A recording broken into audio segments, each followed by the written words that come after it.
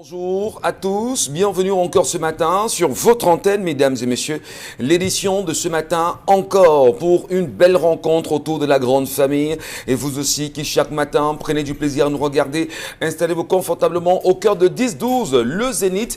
Et encore ce matin des sujets aussi intéressants. Salut bien sûr à Charlamagne Bachou, salut à Isabelle Caron-Zoupette, salut à Mbombo Bengan Kandie et Dominique Audrey-Yengelek. On y va rapidement dans le sujet de ce matin qui vous intéresse, qui vous interpelle et qui nous donne en même temps de mieux savoir ce qu'il en est de l'histoire du jour. Dominique Audrey-Yengelek, bonjour à vous ce matin et bienvenue. Bonjour Michel Gachou, bonjour aux téléspectateurs. Ce matin, je vous présente la situation de cette dame qui ne comprend pas la réaction exagérée de son mari. Elle mentionne que il y a quelques semaines, celui-ci a bouffé une tontine et qu'il a pris 400 000. Il lui a demandé d'arrêter pour ne pas utiliser cet argent. L'argent n'avait pas été programmé, donc elle devait simplement tenir cet argent et le lui rendre et rendre l'argent lorsqu'il en aurait besoin. Heureusement ou malheureusement, il y a sensiblement une semaine et demie, c'était l'anniversaire de son mari. Il fêtait ses 50 ans de vie. Et celle-ci a décidé de faire d'organiser un anniversaire surprise à son mari. Elle a invité des collègues à lui, des amis, la famille à son insu. Ce soir-là, il revient du travail et il trouve tout le monde à la maison. Il était tellement content. Il a réitéré l'amour et la reconnaissance qu'il avait pour sa femme de lui avoir fait cette magnifique surprise qui a coûté sensiblement 200 000 francs, 200 à 300 000. C'est ce que la dame dit. Elle a pris 300 000 sur les 400 000 que son mari lui avait donné pour organiser cet anniversaire surprise. Il y a que c'est lundi, hier, que son mari lui demande de lui restituer les 400 000 qu'il lui avait donné, qu'elle arrête. Il était temps qu'il puisse utiliser pour faire quelque chose. Cette femme lui a dit que non, malheureusement, elle a utilisé cet argent pour lui faire plaisir, donc il ne reste que 100 000 et les 100 000, elle a donné à son mari. Son mari a décidé de la mettre à la porte en lui disant que tant qu'elle n'aurait pas les 300 000 manquants sur la totalité des 400 000, elle n'avait pas à remettre les pieds à la maison. Des membres de la famille ont essayé de parlementer avec lui pour qu'il au moins qu'il accepte que sa femme revienne à la maison. Celui-ci est tellement en colère, tellement courroucé qu'il ne veut même pas la voir en peinture. Donc, elle veut savoir comment se faire pardonner et est-ce que c'est mal de vouloir faire une surprise à son époux. Dans l'argent de son époux. Oui. Voilà. Communauté des biens. Sans son accord. La mention est importante. Sans son accord, sans son aval, sans qu'il ne soit informé de ce que, voilà, écoute chérie, je ferai la livre. Je vais bien te surprendre, mais sache quand même que sur les 400 000 que tu m'as donné, j'ai pris 200 000. 300. La définition de la surprise, c'est quoi? Oui, est-ce que là encore une surprise? Parce que la surprise est désagréable, me semble-t-il, Dominique. Mais il a haussé les épaules ce soir-là, à l'anniversaire. Ouais. Il s'est vanté devant tout le monde. J'ai une femme merveilleuse, j'ai une femme tellement entreprenante. Elle prend tellement les devants, tellement elle même quand même 50 ans. Ce n'est pas 50 jours. Aujourd'hui, l'espérance de vie, je crois que ça frôle sensiblement les 50 ans. Donc, c'est simplement une femme qui, pour la première fois, a estimé que son mari, durant toute sa vie, n'a jamais connu ce genre de choses et elle voulait faire plaisir à son époux. Aujourd'hui, son mari la met à la porte simplement pour 300 000 francs. Je trouve que c'est un peu pousser le bouchon. 300 000, d'accord, si on veut. Mais cet argent n'était pas programmé. Ouais. Il n'avait pas prévu de faire quelque chose de particulier mais avec. Qu'est-ce que nous en savons? Parce qu'en même temps, votre mari vous remet 400 000. Il vous dit, tenez cet argent, on en reparlera plus tard. Quelques jours après ou quelques semaines après, il fait ses 50 ans. Du moins, il célèbre ses 50 ans. Oui. Vous, madame, oui. Vous choisissez quand même, par amour. Oui, par amour, vous le dites très bien, d'y plonger la main et d'en faire une fête sans son aval, sans son accord. Oui. Et qu'il soit surpris par la suite de se rendre compte que les 200 ou 300 000 sautent, piquent une colère, vous met dehors et vous demandez comment on fait pardonner. Vous, qu'est-ce que vous en dites, vous, Dominique? Si, en revenant de la réunion où il est allé bouffer, ces 400 000, on l'avait agressé. Il aurait mis qui dehors, sa femme? Non, je crois que c'est disproportionné. Oui, la réaction du monsieur est disproportionnée.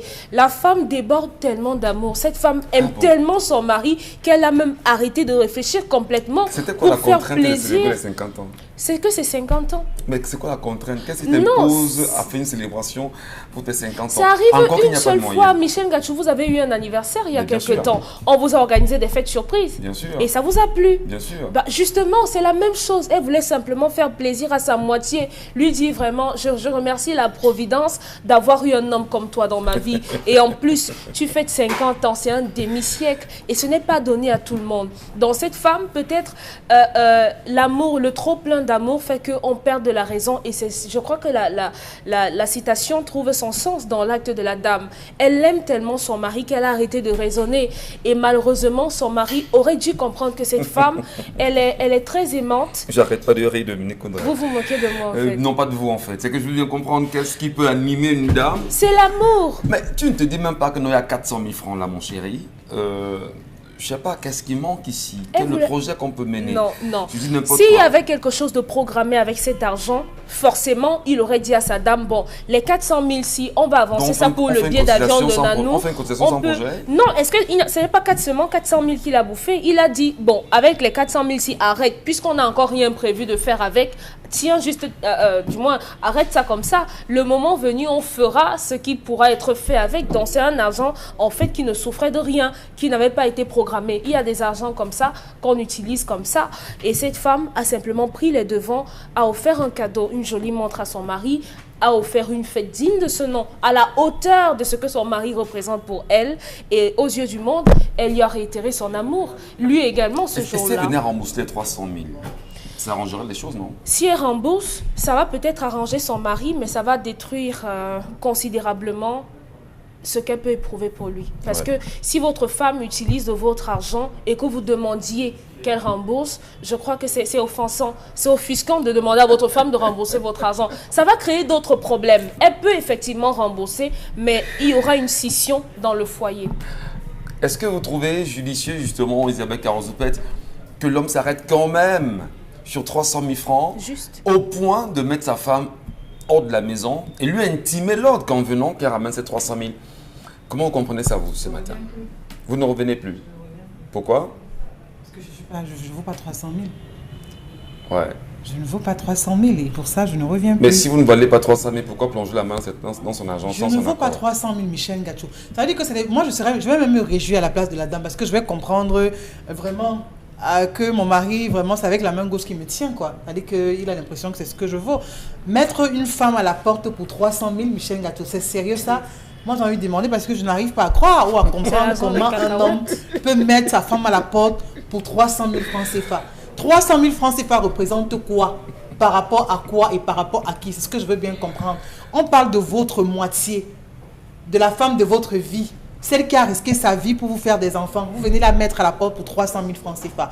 Je trouve que c'est injuste. C'est tellement poussé, c'est même trop poussé. Vous êtes adorable ce matin, les femmes. Non. Hein, franchement. Maintenant, hein, on peut rien vous dire.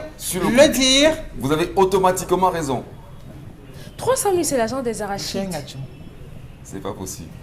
Poursuivez, Elisabeth Caro. Elle a pris cet argent pour faire plaisir à son mari. Sans son accord, pourquoi? Non, permettez.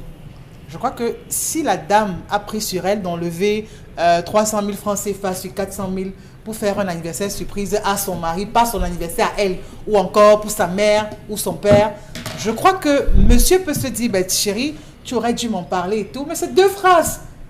C'est deux phrases, c'est-à-dire qu'il peut manifester son courroux en deux phrases. Mais pas de dire, madame, vraiment, tu gagnes la porte parce que tu as utilisé 300 000 francs CFA. Quand même, je crois qu'il y a quand même lieu de se vexer un tout petit peu. Mais de là, mettre ses affaires à la porte, je trouve que c'est trop poussé de la part de l'homme. Peut-être qu'elle aurait dit, encore que c'est une surprise qu'elle a voulu faire. Et si elle a voulu faire une surprise, elle n'a pas voulu parler à son mari de ce qu'elle devait retirer l'argent sur ses 400 000 francs CFA, encore que ça n'avait pas encore de destination. Et autre chose, si la dame se permet de le faire, c'est parce qu'elle sait très bien les revenus du couple. Une femme ne peut pas savoir que, ok, d'accord, les 400 000 francs s'y représentent l'alpha et l'oméga dans son couple et prendre et utiliser plus de la moitié. Ouais. Donc, si elle a pris sur elle d'utiliser 300 000 francs CFA Parce qu'elle sait que vraiment, le couple n'agonise pas, financièrement parlant. Son mari n'est pas impuissant, financièrement parlant. Donc, enlever 300 000 francs sur je sais combien de millions, vraiment, ça n'enlève rien à ça. Et venez dire que madame, tu vas sortir parce que tu as utilisé de l'argent, je trouve que c'est faux. Sinon, pourquoi dans ce jour, il se réjouissait à manger, à boire, à communier avec ses collègues, avec sa famille, avec ses amis? Est-ce qu'il était un peu, de votre point de vue, laxiste de ne pas demander à madame, d'accord, tu me fais une fête surprise, c'est bien, mais où est-ce que tu as pris l'argent pour ça? Il fallait qu'il le fasse avant. C'est ce qu'il devait faire le jour J. Et s'il Mais savait chérie, écoute, tu m'as fait un très bon anniversaire, mais je voudrais savoir, tu as pris l'argent où? Mais c'est ce qu'elle fait par la suite. Elle lui dit, j'ai piqué, j'ai pris l'argent dans ce que tu m'as donné. Oui. Ouais. Vraiment. Et c'est un argent qui peut se rembourser, non, Michel Ngachou? On ne parle pas d'une vie, mais c'est pas comme si elle avait tué quelqu'un aussi. Je pose la question, et si elle remboursait, vous dites justement que vous comprendrez. Je rembourse ton argent et puis c'est bon, je m'arrête là parce que je comprends que vraiment je n'ai aucune place, je n'ai aucune valeur à tes yeux. Ouais. Si ma présence se résume à 300 000 francs CFA, je te laisse offrir ces 300 000 francs CFA et tu n'auras qu'à les épouser, à épouser cette somme d'argent. Et puis là, vraiment, on pourra passer à autre 300 000, chose. vous sortez, vous partez maintenant. Mais c'est le choix que tu fais. Entre moi et l'argent, tu choisis l'argent. Combien? Combien? Combien pour une femme? D'accord. Entre qu'une femme pour 300 000, Michel Ngachou? Je sais pas. Même un toqué porte à 300 000. C'est rare encore de voir ça. Très bien. Bon, moi je vous écoute également ce matin. Et nous vous écoutons en même temps. Monsieur Ngachou, on veut bien comprendre l'histoire, la situation des 300 000. M'excusez, pardon. La situation des 300 000. Parce que vous êtes conscient, ce que 300 000 ne représente rien. La situation des 300 000, bon, Bengan, est-ce qu'on peut quand même ici mettre sa femme hors de la maison pour 300 000? Oui.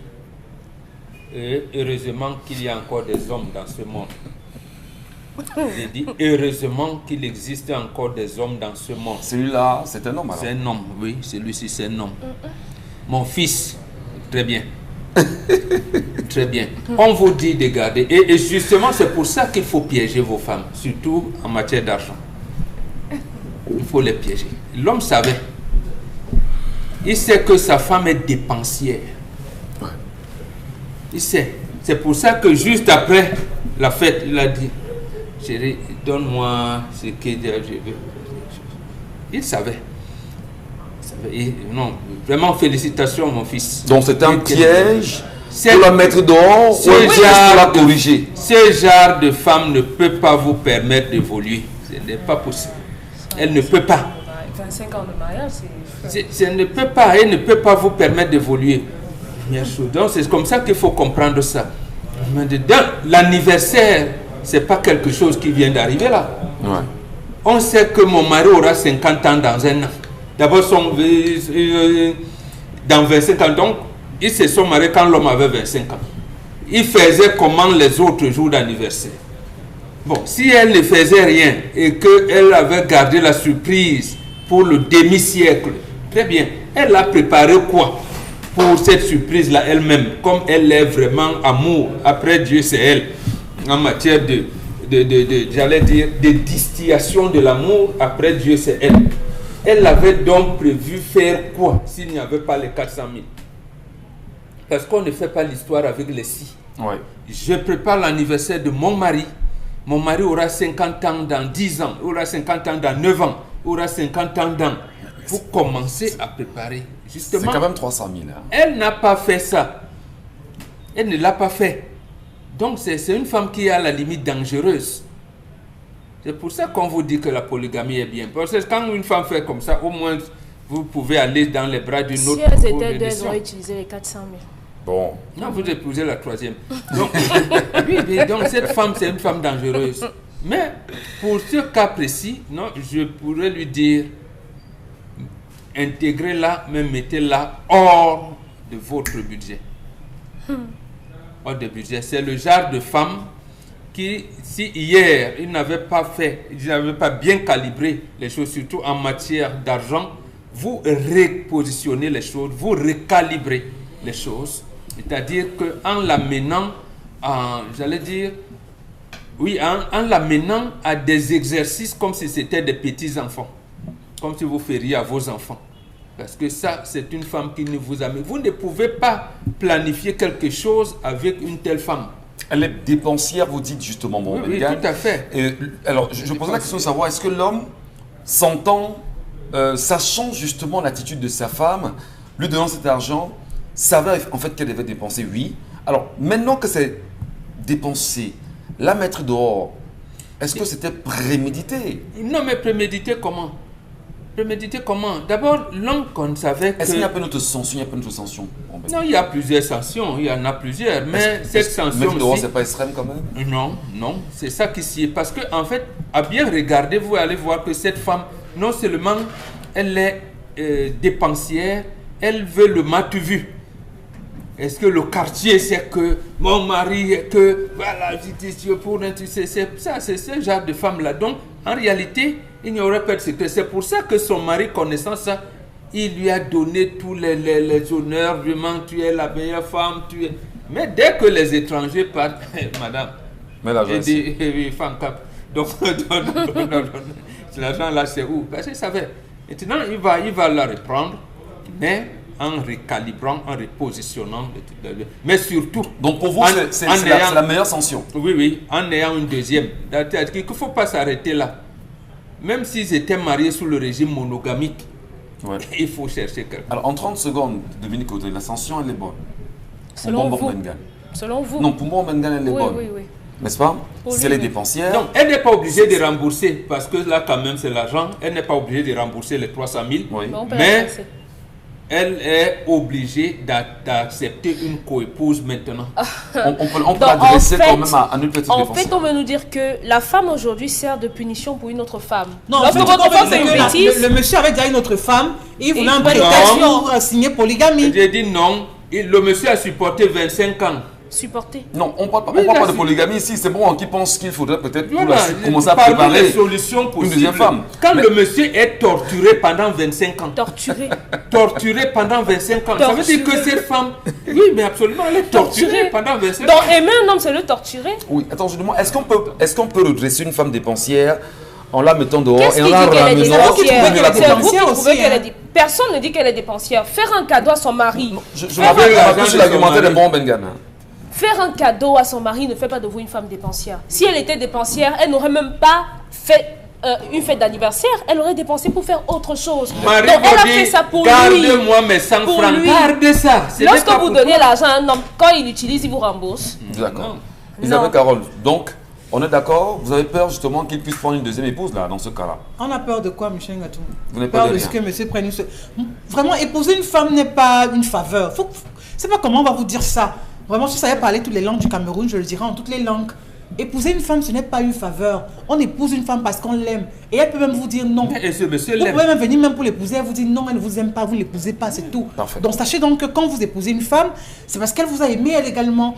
Et l'argent du mari, c'est aussi votre argent, sauf si je me trompe. Sauf si vous voulez me dire autre chose sur ce plateau. Elle a pris l'argent de son mari pour pouvoir organiser cette fête. Moi, je crois que même si le monsieur est choqué, oui, d'accord, on peut reprocher à la femme de n'avoir pas informer au mari de ce qu'elle a pris 300 000 francs CFA, mais c'est une somme qui peut se rembourser, Michel Ngatou. On ne parle pas de 300 000 francs CFA ou de 3 millions ou de 300, je ne sais pas. Prenons la vie de Charlemagne Battus, l'histoire de ce matin, Charlemagne. Justement, on tente de trouver des solutions. Il faut ramener cette dame à la maison, il faut la réinsérer quand même au sein de sa famille, il faut calmer son mari. L'argent fait problème. L'attitude semble faire également problème. Votre point de vue ce matin, Charlemagne? Vous dites qu'il faut la ramener à la maison. C'est l'objectif quand même. Votre objectif? C'est le vœu.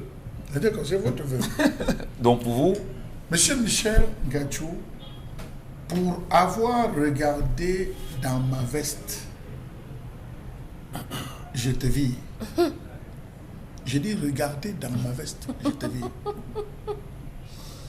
Pour avoir pris mon portefeuille, je te vis. Il y a quand même une communauté de biens. J'ai dit, je te vis. Les Bantous ne connaissent pas la communauté de biens. Les Bantous ne connaissent pas. Parce que la valeur de l'homme Bantou ne s'arrête pas au bien. Vous n'avez rien fait pour avoir la terre. Vous sortez tous les jours, vous cherchez l'argent, vous devez trouver l'argent. C'est l'argent qui vous trouve, ce n'est pas vous qui trouvez l'argent. Les Blancs sont venus mettre dans la tête, oh, je sors chercher l'argent, je sors chercher l'argent. La vie appartient à ceux qui se lèvent et tout. Levez-vous chaque jour à 2 heures. Levez-vous chaque jour à 2 heures et asseyez-vous sur votre lit. La vie va vous appartenir. Non, monsieur Michel Ngatou, il est plus facile de dépenser 100 000 que de travailler 100 000. Absolument. Très facile. En 1 minute, on vous brûle 100 000. Mais il faut des semaines et des jours pour travailler 100 000. Est-ce que cette femme a conscience des efforts que fournit son mari pour pouvoir épargner chaque semaine au point d'avoir 400 000 francs? Première question, je vous répondrai moi-même, non. La plus belle punition qu'on peut offrir à une femme, c'est en la mettant dehors. Vous savez quoi? On a sur le plateau des jeunes filles. Vous n'êtes pas extrémiste? J'ai dit on a sur le plateau des jeunes filles. Des femmes. Des femmes. Et non, j'ai dit des jeunes filles. Permettez-moi, elles ne sont pas encore vieilles. Parce que si vous sortez, vous appelez la mère, elle va vous dire c'est moi qui t'ai accouché, je peux l'accoucher. Donc permettez-moi d'appeler les expressions terre à terre. Monsieur Michel, avec les mamans à la maison, quand la fille commence à faire, qu'est-ce que la maman disait? Je ne vais pas perdre mon mariage à cause de toi.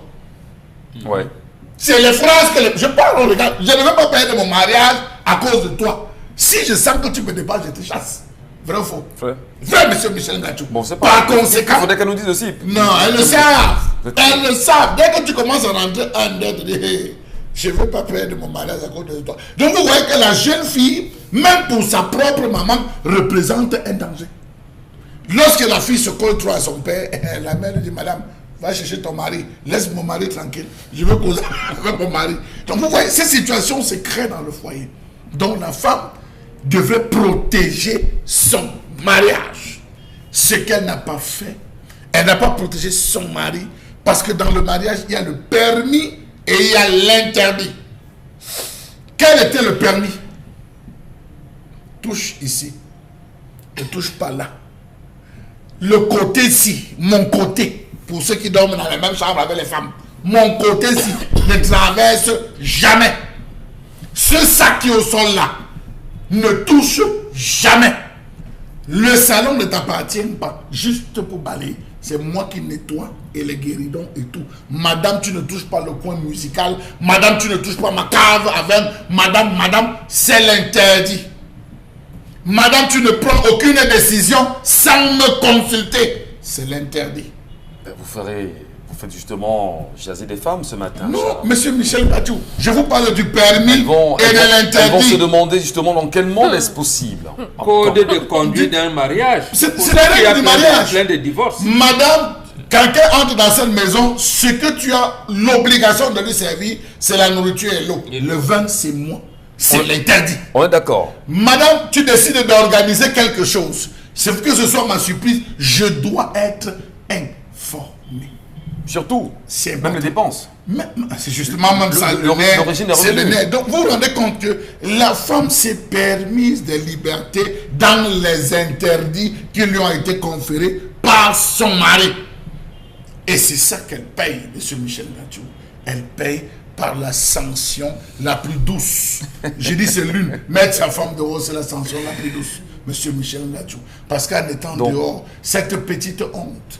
Maman, tu fais quoi? Pourquoi tu n'es pas là? Maman, mon mari m'a mis dehors. Tu as fait quoi, ma mère? Assieds-toi, tu me rencontres. C'est ça, c'est une petite honte. Et ça, pour les Bantous, mettre sa femme. Parfois, votre femme, vous vous retrouvez dans une maison, dans la maison avec la femme, elle a des difficultés à cuisiner. Vous la prenez techniquement, vous dites que non, ce week-end, si on va un peu faire un tour au village, vous allez dans la voiture, vous chargez ses affaires. Vous arrivez, vous la laissez chez sa main, en disant qu'elle ne connaît pas préparer. Vraiment, ça, c'est... Vous la laissez, vous rentrez. Donc, c'est des stratégies, monsieur. Sacré Charles Ngachou. C'est des stratégies. Vous êtes incorrigible. Non, monsieur Michel, je reste dans le code. Ouais, donc, il a sanctionné. La femme doit faire amende honorable. Parfait. Cette amende honorable, elle va se battre, même si ce n'est que 25 000, même si ce n'est que elle reviendra dire à son chéri, j'ai compris mon erreur, je te demande pardon. En voulant bien faire, j'ai mal fait, j'ai transgressé les interdits, je me prépare et je me propose à rembourser sous toutes les formes. Dans un sourire, monsieur Michel Ngachou. Michel Ngachou, non, vraiment, il y a des choses qu'on ne permet plus en 2021. On ne peut pas être dans un mariage et être hors du mariage. Ça ne peut pas se faire. Ou on est marié, ou on n'est pas marié. Ouais. Ceci est interdit, mais finalement, ceci est permis. je suis donc venu être quoi, ménageur chez toi. Si on est dans la même maison, ça veut dire qu'on doit avoir la latitude de pouvoir tout toucher. Non, non. Oui, on doit avoir cette latitude de pouvoir tout toucher. Un On parle de votre maison. Un homme qui suit sa femme dans la cuisine, c'est un mauvais homme. Tu peux faire quoi dans la cuisine? La cuisine m'est interdite. Même si c'est commence, la femme va dans la cuisine. Vous n'avez même pas besoin d'aller à la cuisine parce que vous êtes d'accord que tous les meilleurs morceaux, ça vous qu'on donne. Nous, on ne mange que le reste aussi. Donc, vous n'avez même pas besoin de venir à la cuisine nous chercher aussi. C'est quand même ambigu.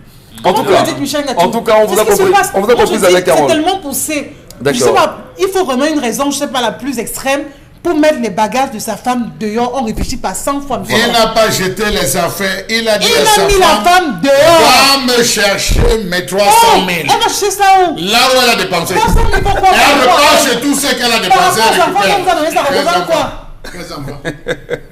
Merci beaucoup, cher Lamel. Va chercher là où tu as dépensé. Je voudrais quand même vous passer un petit message à vous tous sur le plateau. Oui, on va le dire, monsieur Ngachou, président de mariage. En pleine soirée de mariage, il y a une dame qui me dit si vous. Non, écoutez, laissez tomber. On évolue. On est en animation à la télévision. Arrêtez de nous intimider même quand il ne faut pas. C'est quoi le problème? Voilà. Alors, on vous dit dites à Charles Lamel Bachouka, chaque fois qu'il est à la télévision, lorsqu'il parle, mon mari est au salon, j'éteins la télévision. C'est une dame qui m'envoie le message pour vous précisément sur le plateau. Oui, quel détail. Voilà. Oui, c'est mieux l'éteindre parce que vraiment, il va commencer à se réagir des autres. Non, c'est pas dire que Charles Lamel, c'est gentil. Monsieur c'est gentil quand même. Ils seront en train de mettre leur femme à la porte. Oui. On va sortir. Il est un temps pour la femme d'avoir les oreilles. Vous allez vous rendre compte que les oreilles de la femme sont plus larges que les oreilles de l'homme.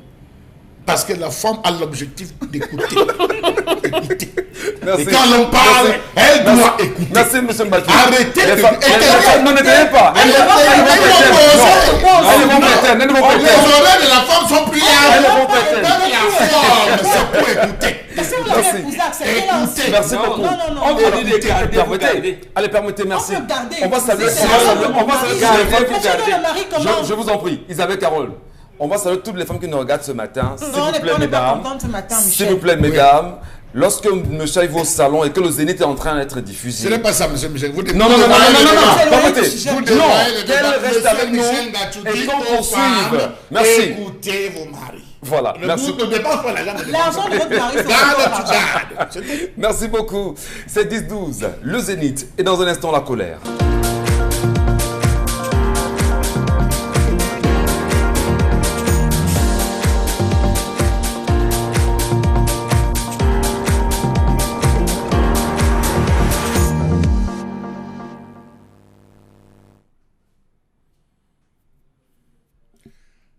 Je m'interroge ce jour sur la question de l'abandon des carcasses de véhicules accidentés ou en panne sur les axes routiers sans aucune signalisation dans ce pays.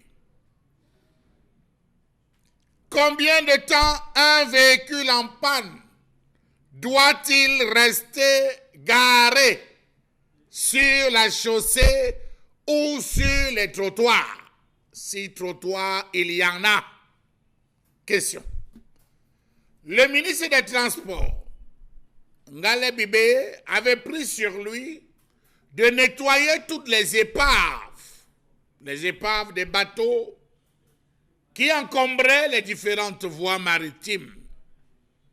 On a applaudi, on lui a tiré un coup de chapeau, mais hélas, il a abandonné l'une des voies les plus importantes, l'un des chemins les plus importants, la route, virgule, les axes routiers, virgule, les pistes. Permettez-moi, il faudrait que chacun se retrouve. Sur nos axes routiers, nous avons plein de véhicules en panne. Nous avons des remorques, des camions semi-remorques, des camions remorques, des bus, des agences de voyage, des bus, des véhicules de tourisme abandonnés et en panne à des endroits accidentogènes, à des endroits extrêmement dangereux. Pourquoi n'enlève-t-on pas ces véhicules? Faites l'axe lourd Douala-Yaoundé. Douala-Yaoundé a 73 véhicules 73 véhicules abandonnés le long de la voie. Et à des endroits très dangereux, des véhicules qui n'ont pas été enlevés et qui ont été même oubliés. Moindre accident, on abandonne. À quoi servent donc les mairies de ces différents arrondissements, de ces différentes communes, si elles n'ont pas d'engin, même à titre privé, pour enlever ces différents véhicules encombrant les voies et occasionnant très souvent des accidents? Comment comprendre qu'il n'existe pas, le long de toutes petites agglomérations, des parkings où on est censé, lorsque vous êtes en panne, vous remorquez, vous y amenez. Dans ces grands parkings, on pourra trouver des hôtels, des restaurants. Très souvent, on a des gens qui se retrouvent à avoir des accidents. Ils sont là abandonnés. Ils abandonnent le véhicule qui sera dépiécé par X ou par Y. Très étrange. L'axe lourd, Douala-Bafoussam, compte 108 véhicules abandonnés et diversifiés, partant des camions semi-remorques et j'en passe. Jusqu'à Bafang, vous prenez l'embranchement Banganté, vous prenez l'embranchement de Mbandia, vous allez retrouver des véhicules abandonnés, des camions couchés et qui obstruent littéralement les axes. Pourquoi le ministre Ngale Bibé n'a-t-il pas pris sur lui de mettre sur pied ce système pour libérer les axes lourds de ces différents véhicules abandonnés? Et ces véhicules se retrouvent généralement dans la petite broussaille. Parfois, c'est les herbes qui poussent, cachant aux différents véhicules arrivant qu'il y a un terrible obstacle. Parfois, lorsque vous cherchez à serrer, vous évitez un danger d'un gros porteur ou d'un dépassement en troisième position. Accident. C'est très étrange ce qu'on vit dans ce pays. Quel est le rôle donc des services de remorquage dans ce pays? Est-ce que ce type de véhicule existe-t-il même?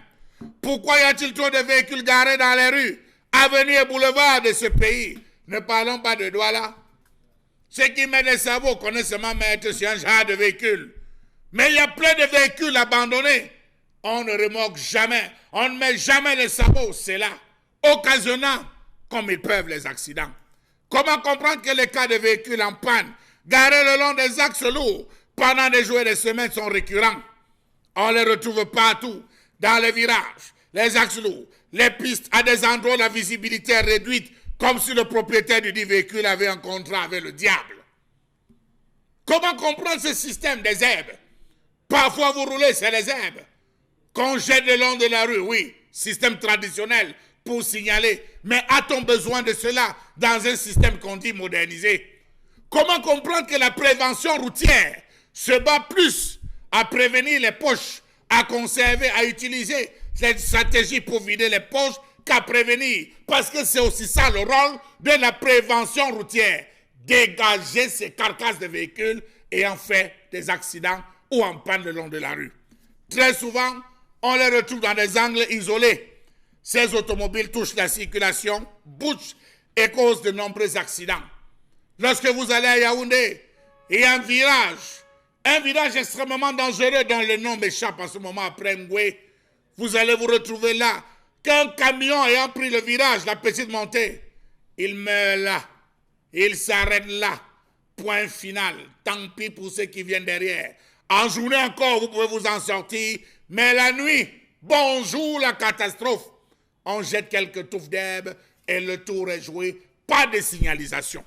Comment comprendre ou comment ne pas comprendre la crainte des parents qui s'inquiètent pour la vie de leurs enfants, qui doivent chaque jour traverser les routes pour pallier, faire le tour, on va le dire, de certains axes lourds. Voyager, c'est parfois voyager avec la main sur le cœur. Un camion tombe en panne, il est garé pendant des jours sans que la mairie ne fasse quoi que ce soit. Savez-vous que ces engins de la mort sont à l'origine de nombreux cas d'accidents?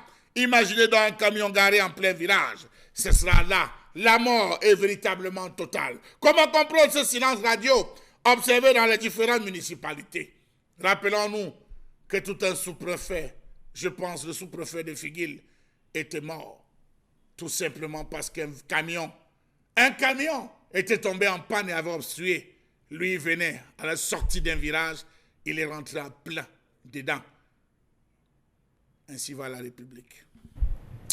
Une collègue bien sûr de chez Allemagne battue ce matin qui vient à point nommé, montrant d'ailleurs, on va dire, les derniers dégâts sur l'Arcelou Yaoundé Douala ce week-end, précisément samedi, à l'entrée précisément de la ville. Il y a eu encore cet accident là-bas pour reparler de ces engins garés en bordure de route et qui très souvent occasionnent des accidents en n'en plus finir. Je parle bien de l'Arcelou Yaoundé Douala. Voilà. Ce que j'ai vécu personnellement ce week-end, samedi justement, j'étais en chemin pour Yaoundé et j'ai vécu des accidents voilà, en ce chemin. En retour également, j'avoue que j'ai peut-être des petits soucis avec les lieux exactement. Il y a eu d'autres accidents et toujours occasionnés par des véhicules en bordure de route. Mais surtout des véhicules qui parfois tombent en panne, mais on ne trouve pas le moyen de remorquer. Vous avez très bien fait, Charles Main Battu, de préciser que les 16 éléments de signalisation, c'est des touffes d'herbe qu'on a mis en chemin. Il y en a qui ne comprennent peut-être pas ce que c'est que les touffes d'herbe. Deux véhicules c'est assez sont compliqué montés sur quand même. ces touffes d'herbe, c'est fini. C'est terminé. Alors vraiment, c'est important d'en parler ce matin et surtout de chercher ensemble des voies de solution. Mais d'abord, de comprendre fondamentalement, Isabelle Carros de Pêche, comment savez-vous, qu'est-ce qu'on peut faire, qu'est-ce qu'on peut dire, comment est-ce qu'on peut interpeller suffisamment les Camerounais à au mieux, je vais dire, présenter le danger lorsqu'il est devant soi, avec soit des véhicules abandonnés, soit des véhicules qui tombent en panne. Qu'est-ce qu'on peut dire, qu'est-ce qu'on peut faire à votre avis? C'est difficile de savoir qu'on ne peut rien faire ou alors qu'on décide délibérément de rien faire. Parce que ce qui se passe, c'est ça, c'est qu'on décide de ne rien faire. Mais le comble, c'est que les accidents ne font qu'augmenter de jour en jour. Que vous preniez cet axe encore Douala Yaoundé, que vous soyez en train de faire Douala Bafoussam, c'est le même spectacle, Michel Gachou. Un spectacle écœurant. Des voies pour quand on les emprunte régulièrement et quand on voit ce triste spectacle, voilà, on se pose bien des questions. Parce que, en plus de ces voitures qui sont abandonnées, il faut noter ceci, Michel Gachou. Les herbes sont à une telle hauteur que vous avez d'abord vous-même de la peine à rouler. Oui. De deux, les voitures qui sont abandonnées, vous avez de la peine à les voir. Ça veut dire que si les routes étaient bien construites, si les routes étaient éclairées, au moins vous aurez la possibilité de savoir que devant vous, il y a un véhicule en panne qui est stationné. Mais vous avez ce véhicule qui est stationné, vous avez les herbes qu'il faut encore commencer à tout faire pour mieux avoir un regard sur la route, chose qui n'est pas évidente. Conséquence des courses, vous rentrez là-dedans. Et avec ces routes tellement étroites, avec cet incivisme également qui s'y avec, vous avez des personnes qui roulent excessivement mal. Ça aussi, il faut le dire. Qu'à côté des accidents qui sont causés par le mauvais état des routes, ces voitures qui sont stationnées et abandonnées, il faut noter l'incivisme. Vous voyez des personnes qui doublent et vous vous posez pas mal de questions. Oui, je le dis, j'insiste parce que alors là, vraiment, l'incivisme, c'est un réel problème sur nos routes. On roule très mal. Mais je dis, il faut au moins que l'État prenne sur soi de pouvoir prendre toutes les mesures drastiques possibles pour réduire ces accidents. Parce en enlevant ces carcasses. Bien sûr, en enlevant les carcasses. Parce qu'il faut le dire, quand vous garez mal, on a vite de venir vous mettre des sabots. Hein. Pour 5 minutes, 2 minutes que vous avez quitté votre véhicule, vous avez mal garé, qu'on est déjà venu vous mettre des sabots et on sait tous la procédure. Quand vous avez déjà ces sabots sur votre véhicule, comment il faut négocier, comment il faut monnaie, comment il faut donner de l'argent pour qu'on puisse enlever cela. Mais maintenant, vous avez un véhicule qui est abandonné là. Et c'est toujours bizarrement, je ne comprends pas, parce que dans les quartiers, c'est difficile de voir des véhicules qui sont en panne. C'est toujours à des carrefours, à des points stratégiques, que vous voyez toujours des véhicules qui soient en panne et tout ce qui va avec. Et on ne prend pas sur soi de pouvoir venir les retirer. Je crois que la sanction devrait être vraiment lourde à ce niveau. Que les gens aussi, avant de prendre la route, s'assurent d'avoir des véhicules qui tiennent. Parce que ça aussi, ça compte. Vous décidez de prendre la route, vous n'avez même pas allé vous rassurer de ce que vraiment la voiture est en état. Alors, pour pouvoir justement faire une telle distance. On sait quand même que sur des Arcelou, Isabelle Carole, comme Chalamel le dit très bien, on voit justement ces carcasses en permanence. Est-ce qu'on a le sentiment aujourd'hui qu'on les laisse pour rappeler aux uns aux autres qu'ici, il y a eu des morts? Non. Je dis n'importe quoi.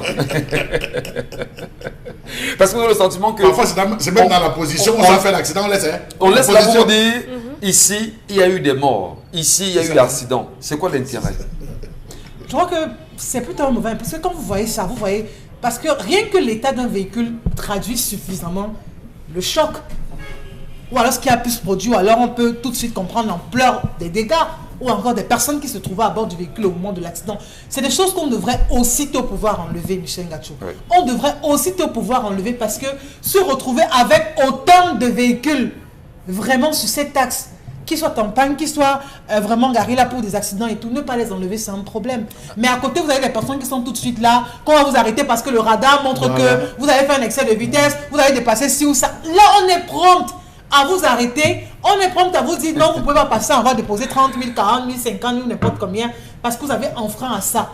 Mais maintenant, pour ces véhicules, qu'est-ce qu'on fait? Je pense que la logique ou encore le dévouement devrait être le même. D'accord. Est-ce qu'on m'a dit justement ici, Dominique Audrey, que l'État, par le truchement du ministère du Transport, refuse de faire son travail et recherche simplement de l'argent sur nos axes routiers au Cameroun? En rapport avec la colère, bien sûr. Se faire de l'argent, je ne sais pas trop, mais On parle de la prévention routière, on parle de la sécurité routière aujourd'hui. On sait combien de checkpoints on a sur nos axes routiers, on sait combien on a de barrages de police sur nos axes routiers au Cameroun, mais précisément en ce qui concerne ces carcasses abandonnées. Ce n'est pas du ressort de la prévention routière. Non, je parle bien du ministère du Transport, qui est d'ailleurs au-dessus de toutes les préventions routières au Il y a Cameroun. la direction de la prévention routière. Le ministère des Transports a le devoir et l'obligation de s'assurer que effectivement les routes ne soient pas obstruées. En mars de l'année 2020, par exemple, le ministre des Transports a énoncé qu'il y aurait des poursuites judiciaires à l'endroit des personnes qui avaient laissé leur carcasse et tout ça, abandonné leur véhicule et tout. Le seul reproche qu'on fera toujours à ce ministère, c'est que lorsqu'il a terminé avec les communications, les communiqués, rien n'est fait. Pourquoi on n'applique pas l'article 228 du Code pénal qui punit d'emprisonnement pouvant aller jusqu'à 3 ans et 500 000 d'amende pour les personnes qui, par obstruction justement de la voie publique, met en danger autrui qui peut avoir un accident? Pourquoi on n'applique pas cette loi? Le Code pénal le prévoit. Pour en arriver là, il y a des enquêtes. Les enquêtes, vous enquêtez comment? Je dis... Vous voulez enquêter sur quoi? Elle perd son latin ce matin. Ma voiture est mal garée à un tournant. Et un bus de transport arrive et il fait l'accident. Vous voulez qu'on enquête sur quoi? Le Code pénal doit d'abord s'appliquer à moi. Oui. On doit m'appliquer parce que je n'ai pas respecté la loi. Je ne dois pas être l'occasion d'un accident. Je ne dois pas être le moyen par lequel un accident arrive. Donc je crois que si on punissait déjà les personnes qui sont responsables de cela, je crois qu'on réduirait considérablement les personnes qui agissent de cette façon. On va donc réinterroger encore la qualité des cours enseignés dans les auto-écoles et maintenant la responsabilité de ce ministère qui visiblement n'est pas sur le terrain, n'est pas en réalité sur le terrain. Ces voitures, quand on sort des axes routiers et qu'on revient dans les quartiers, sont des repères de bandits. Parce qu'à un certain moment, pendant la nuit, ils peuvent se cacher à l'intérieur ou bien derrière ces voitures et vous passez, quelqu'un peut vous sauter dessus, on peut vous violer, on peut vous agresser, on peut vous tuer. Ça va encore plus loin parce que même des enfants dans le genre de quartier dans lequel on a grandi là, c'est que les enfants jouaient dans ces voitures-là. Vous seul. Vous avez grandi en Komkana, c'est le même quartier, les quartiers difficiles. Et dans ces quartiers-là, les enfants jouaient dans ce genre de voiture avec le risque de se blesser. Donc, ce ministère a une responsabilité énorme. Et je ne sais pas si on doit interpeller également les mairies qui doivent s'assurer de ce que ce genre de véhicules ne doivent pas rester. C'est le rôle des mairies d'enlever ces différentes carcasses. Mais attends, en même temps, le ministère donc sert à quoi? Parce que s'il y a prévention routière, il faut donc que la direction... Le rôle de la prévention routière, c'est de signaler qu'au point kilométrique 13, il y a un véhicule susceptible d'occasionner, pour la prévention des sécurités, il faudrait dégager cette direction ne fait donc pas son travail. Disons-le simplement. Et ça peut... C'est clair. Voilà. Allez, bon Bengan, on salue justement l'ingéniosité, hein, la transparence, la qualité de la gouvernance au Cameroun à travers ces réalités sur nos axes routiers au Cameroun. Vous dites que c'est bien, le Cameroun est beau. Non, c'est la faillite de l'État. Je le dis trivialement. Hein, non, c'est la faillite de l'État. Ça se trouve à 2 niveaux. Il y a ce que vous appelez prévention routière. Moi, j'aime parler de la sécurité routière. Parce que dans sécurité routière, il y a on prévoit l'autre versant. Inch'Allah Mel interpelle les collectivités territoriales décentralisées. Donc, l'État a failli en ceci que vous avez des axes lourds, là où on parlait des nationales. Vous voyez donc comment le langage, quand vous ne tenez pas le même langage, c'est tout à fait normal que vous ne parlez pas de même chose. Lorsqu'on parle d'une route nationale, on prévoit les aires de repos, on prévoit, comme Isabelle Carole a dit, l'élagage. La route est élaguée et on doit voir, la visibilité doit être... Maintenant, le service de remorquage aussi. Donc, on prend les voitures, on les amène dans des services techniques des collectivités territoriales qui sont le long de cet axe routier.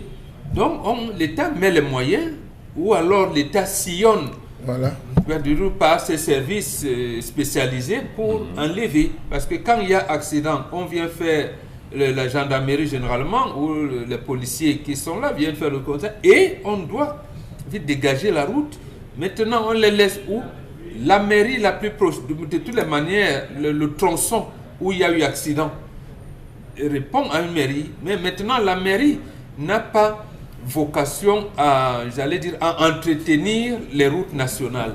Donc là, l'État central met donc à côté des services de la voirie de la mairie, ces États-là, ou à la gendarmerie, ou à la police, une brigade de gendarmerie ou commissariat de police le plus proche, les met là. Donc c'est la faillite de l'État. Donc c'est pour cette raison que c'est difficile, c'est dangereux même de vivre au Cameroun. Donc le Cameroun est un pays dur. De quelque côté que vous prenez, vous allez vous rendre compte que c'est un pays dur. Mais il faut quand même le rappeler qu'aujourd'hui, il est peut-être difficile, hein, en termes de chiffres, de dire exactement quels sont les taux d'accidents qu'on a sur nos axes routiers, si vous voulez, sur nos nationales, dû justement à l'abandon de ces carcasses. Parce que justement, on ne veut pas rester dans la sécurité routière, on est dans la prévention. Et la prévention, vous l'avez dit, et c'est le ministre Bokam qui nous avait révélé ça, je pense, ça devait être en 2016 ou 2017. Il dit, la prévention routière nous a rapporté 2,5 milliards. J'ai dit, mais attends, monsieur le ministre, c'est qu'on vous a envoyé chercher dans la route. Donc vous avez créé des postes de péage au lieu d'éviter les accidents. Dites-nous le nombre d'accidents par an et comment on peut les éviter. Donc le fait de mettre ici 3 morts, ici 11 morts, c'est une interpellation qu'on devait utiliser justement pour être dans le volet de la sécurité routière, mais ils ne le font pas. C'est la faillite de l'État. C'est bien sûr la faillite de l'État, nous dit Mbongo Bengan Kandji ce matin. Merci à vous pour ces nombreuses interventions, madame, monsieur. Une question avant la pause. Qui sont ceux des ministres aujourd'hui au Cameroun qui sont interdits de sortir du territoire camerounais et dont les passeports seraient retirés dans les heures qui suivent? Comment comprendre en même temps ce qu'on pourrait qualifier de nouvelle distraction au Cameroun alors que l'affaire Covid-Gate n'a toujours pas rendu son tablier? Aucun rapport n'a été mis à disposition des Camerounais. Les questions sont évidentes et méritent d'être posées. Restez sur 10-12. Le Zénith.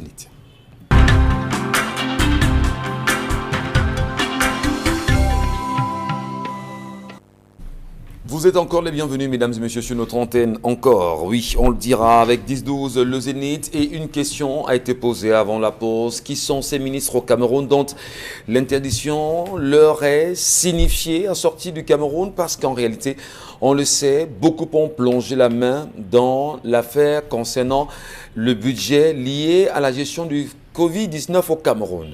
Eh bien, il est important de rappeler qu'on aurait dit à ceci, si vous voulez sortir du Cameroun, prouvez-nous vraiment que vous êtes très malade et que ce soit avéré. Sinon, vous resterez avec nous ici. C'est important. Alors, je me posais une question quand même en lisant l'actualité très tard dans la nuit quand j'ai eu cette information. Est-ce qu'au final, ce n'est pas une nouvelle distraction pour les Camerounais? Alors qu'on sait en même temps que les rapports, à la fois du MINFI, le rapport fait problème jusqu'à présent parce qu'on a le sentiment que, pas le sentiment, il est prouvé que les chiffres évoqués là-bas ne sont pas les chiffres exacts. Oui. Deuxième élément, on n'a toujours pas le rapport de la Chambre des comptes de la Cour suprême. On devait l'avoir, les soi-disant députés ne l'ont pas eu. Au final, le peuple camerounais n'en sait rien. Je suis content parce que là, le ministre de la Santé ça haut la main dans ce conflit, parce qu'il a fait, effectivement, s'est rendu compte qu'il y avait des erreurs qui venaient du côté du ministère des Finances. On a fait un rectificatif et c'est bien. J'aime bien ce genre de choses. Mais il faut quand même dire qu'il y avait 10 milliards et plus qui se baladaient comme ça. Et là, il a fallu justement qu'il y ait cette sortie du ministre de la Santé, Manaouda Malachi, pour qu'en fait, le MINFI se rende compte quand même qu'il y avait 10 milliards entre autres qui se baladaient. Et tout de suite, on était bien parti pour dire que c'est Manaouda qui a détourné les 10 milliards de francs CFA. Et c'est important. Je suis content. Tout à fait. Et signaler à la suite de Charles Hamel que laissez-nous les gars des réseaux. Voilà. Apparemment, il y a des réseaux qui n'aiment pas Manaouda. Nous ne sommes plus à ce niveau. Quand vous êtes dans une république, chacun a son portefeuille qu'il doit défendre. Et Manaouda avait dit qu'il n'est pas dans la gestion opérationnelle, il est dans la gestion stratégique de ces projets-là. Et deuxième chose, je termine par là, on ne lui remet pas l'argent pour aller citer. Le ministère des Finances dit, vous avez à la disposition du Trésor public 1000 milliards. Et quand il fait donc les commandes, c'est dans les guichets des services du ministère des Finances qu'on vient présenter les factures et être payé. Donc ce n'est pas lui, le ministre, qui tient de l'argent. Et justement, et c'est là comme ça qu'on trompe le peuple. Non, il peut avoir passé les marchés à ses frères et sœurs, disons-le comme ça. Maintenant, même ses frères et sœurs, c'est le ministère des Finances. Donc en fait, tous ces justificatifs, ces factures, c'est dans les guichets des services du ministère en charge des Finances. Il ne fait pas ça à part et venir. Maintenant, ce que le ministère de la Santé reste avec, c'est les livres. On a passé le marché de gel ceci, on a passé le marché de cure-dents, on a passé le marché de ceci. Ça reste dans ces livres en sachant les dépenses. Parce que quand il va réclamer, il va développer pour le budget de l'année suivante, il doit être à mesure de donner les dépenses qu'il a effectuées au cours de l'exercice. Mais tous les justificatifs sont dans les services du ministère des Finances. Et c'est pour ça qu'on les paye. Vous touchez du doigt, vous allez vous appuyer sur l'affaire. On parle bien sûr des réseaux. Non, parce que vous voulez nous embrouiller comme vous avez dit. Le Cameroun des réseaux. Voilà, tu nous dis, mais allez arrêter Manaouda. Oui, alors que c'est lui le problème. Il a donc payé les factures de Manaouda comment? Voilà. Sur la base de quoi? Il demande de donner moi les. C'est justement cette transparence qui est recherchée dans la gouvernance au Cameroun qu'on ne retrouve pas.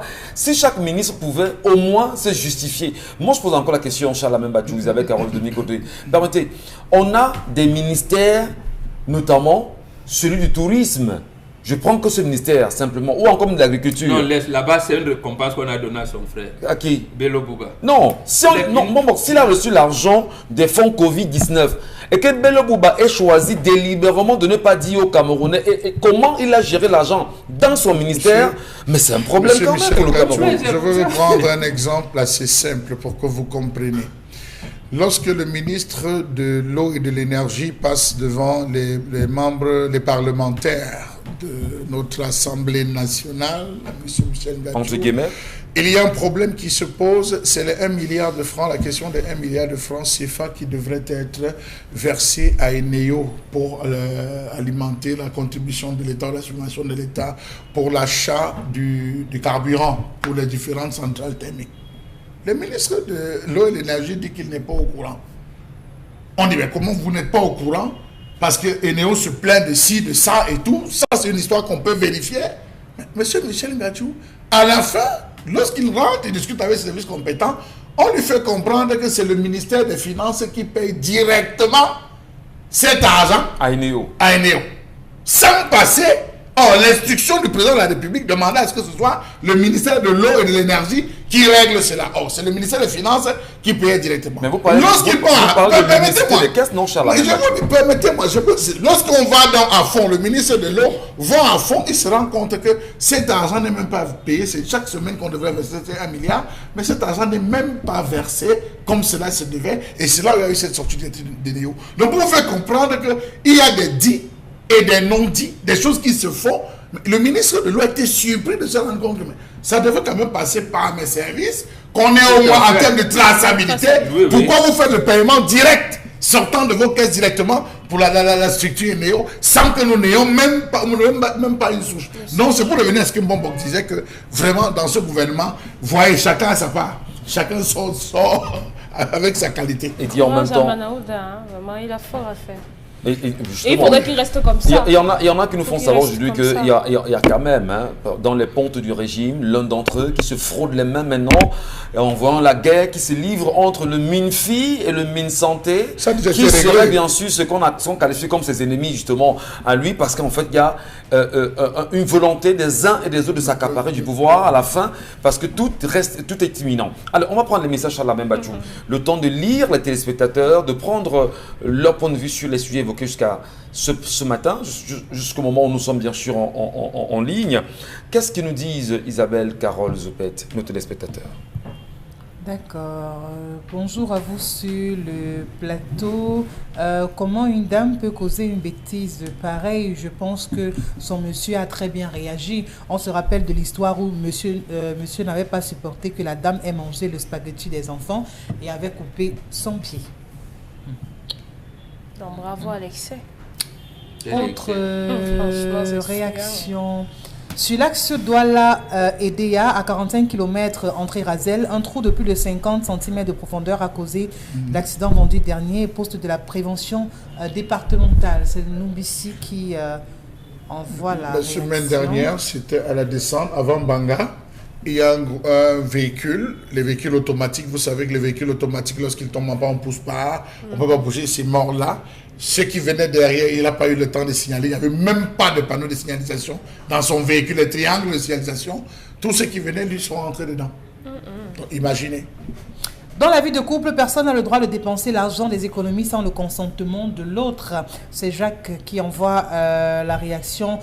Bonjour sur le plateau. Concernant l'histoire du jour, je dirais que la femme a fauté en utilisant l'argent de son mari sans son consentement, surtout sans savoir les projets qu'ils avaient pour ses fonds. Mais là, mettre à la porte pour cela, je pense que c'est un peu dur. Il devrait la ramener à la maison et lui faire entendre qu'elle ne devrait plus refaire pareille chose. Je pense qu'elle comprendra. On parle quand même de 25 ans de mariage.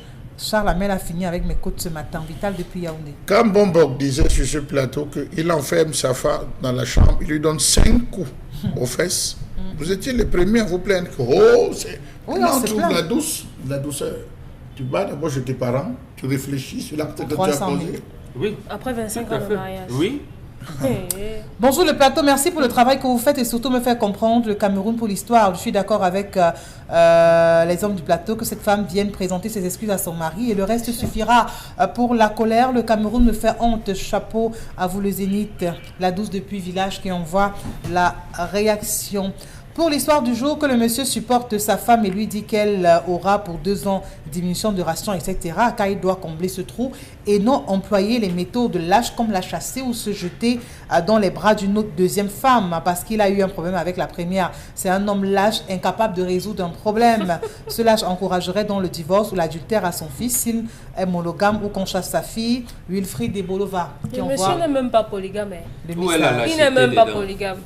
Merci Wilfried. Où elle a lâcheté dedans. Il y a trop de femmes Enfin, dehors pour qu'on signe un monogamie. homme- enfin, Il y a un trop homme de qui, femmes, trop de femmes pour qu'on signe monogamie.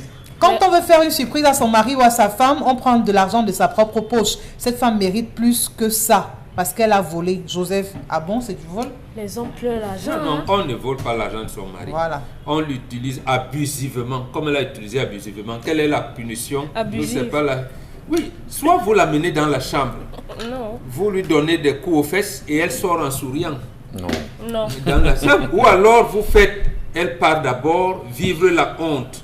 C'est sa maman. Si elle veut reprendre le C'est la mariage, honte. elle vient supplier. C'est comme ça que ça se fait. C'est 300 À 000. ce moment, elle ne rembourse plus parce que en fait, c'est son argent qu'elle a mal utilisé. Si c'était 1 million, Il faut donc une... il doit En faire fait, quoi? la même chose. Ah, Elle doit franchement. d'abord avoir s'habiller de honte. On voit l'humilité. Elle vient, chérie, C'est s'il que- te plaît. Je croyais, j'avais. Bon, là. Il peut inventer un mensonge habillé là.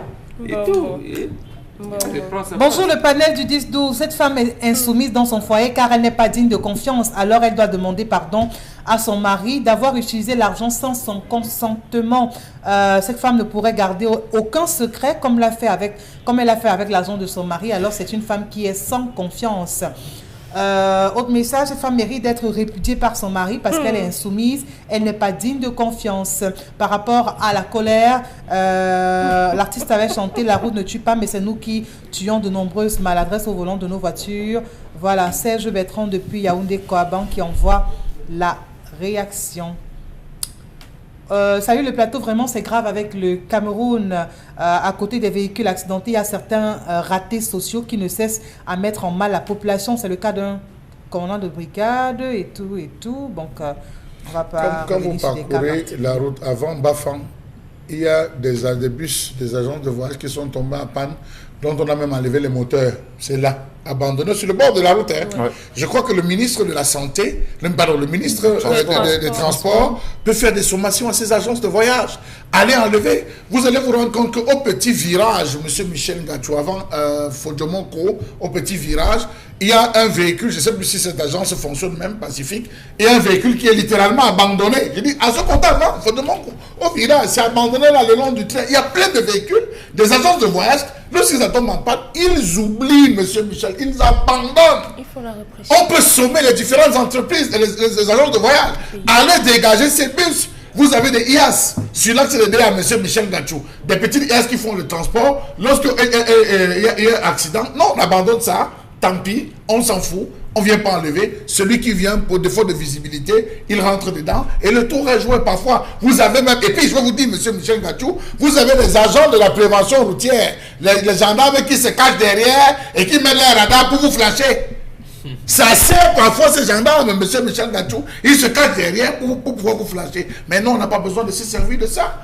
Que les communes qui ont des financements, qui reçoivent des financements de l'État, utilisent ces financements à bon escient pour enlever, dégager, aller créer un parking. Dans un parking, monsieur Michel Ngachou, vous tombez en panne, vous appelez le service de la mairie, de la zone concernée, on vient vous remorquer, on vous amène dans cette terre. Dans cette terre, il y a un motel pour ceux qui tombent en panne la nuit, vous pouvez dormir, il y a un restaurant, vous pouvez manger, il y a un lieu de distraction, il y aura des mécaniciens. Ça va donner de l'emploi à beaucoup de gens, monsieur Michel Ngachou. Des tauliers. Au Cameroun.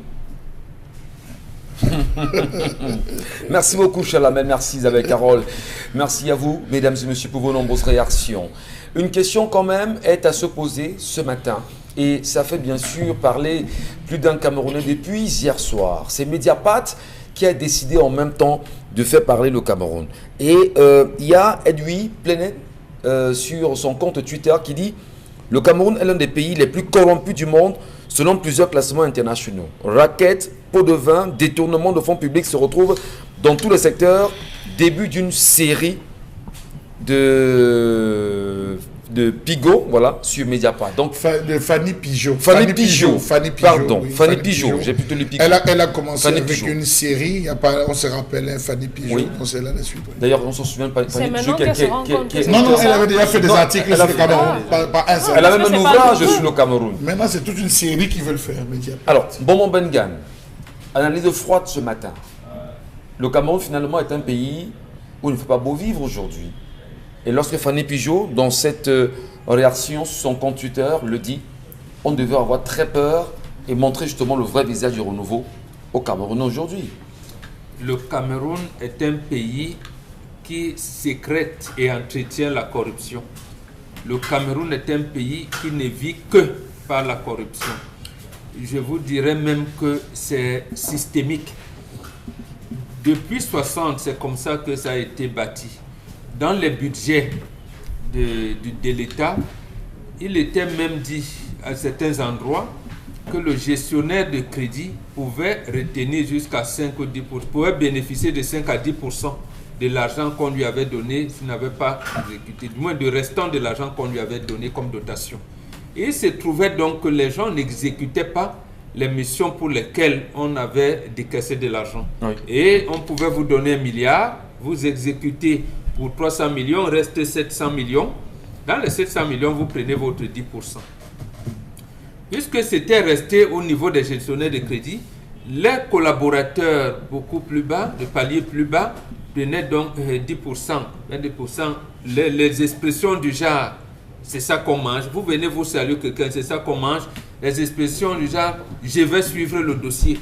Donc voilà comment on est englué dans les corruptions, malheureusement, qui bloquent tout le processus. Donc, 2 fois champion du monde de corruption 1998-1999. Donc, ce n'est pas de but en blanc qu'on peut sortir de là. Et c'est d'ailleurs pour cette raison, je termine par là, que c'est difficile d'appliquer l'article 66 où il est dit que tout gestionnaire, tous ceux qui sont des parlementaires, des élus, doivent déclarer leurs biens à l'entrée et à la fin de la fonction. Alors, lorsque Fanny le dit aujourd'hui, elle qui est journaliste par ailleurs, elle a mené des enquêtes, auteur des ouvrages portés sur le Cameroun, n'est-ce pas vrai que le renouveau a écorché littéralement l'image du Cameroun avec une corruption qui est devenue endémique aujourd'hui?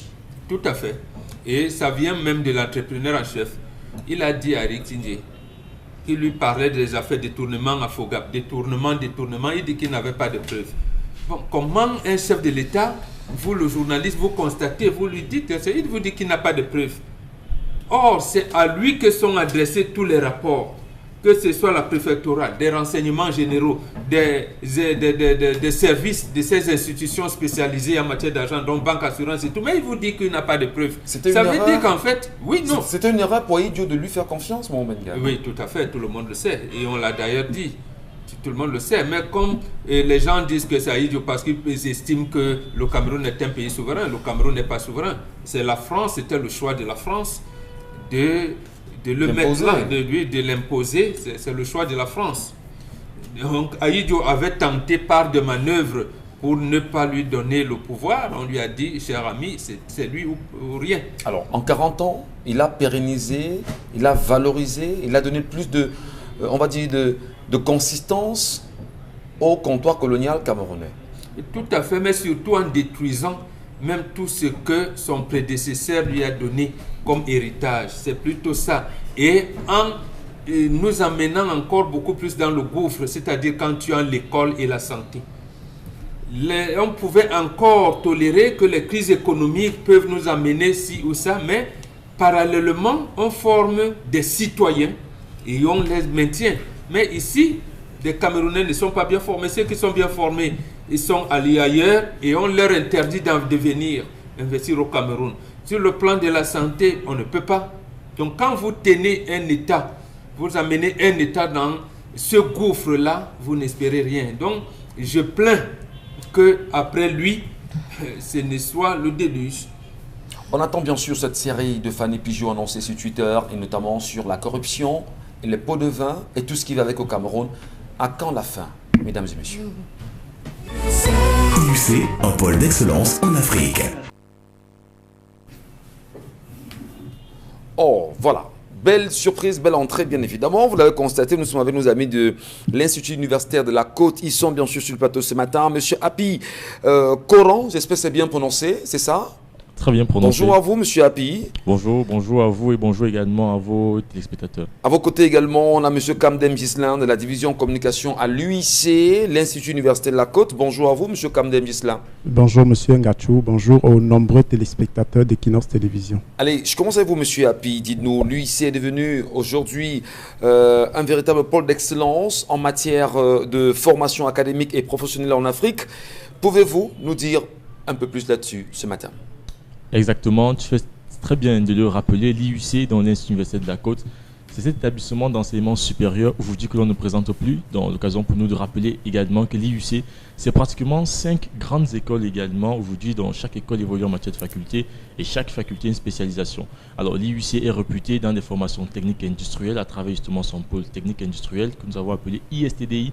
Donc aujourd'hui tout le monde connaît ISTDI, mais on retient justement que ISTDI c'est l'Institut universitaire de la Côte. En plus justement des formations techniques et industrielles, nous avons des formations de commerce et de gestion à travers son pôle justement ICIA. On a également les formations dans le domaine de l'ingénierie à travers les classes préparatoires. Alors permettez-moi justement de revenir très simplement sur ce qu'on va appeler justement les classes prépa.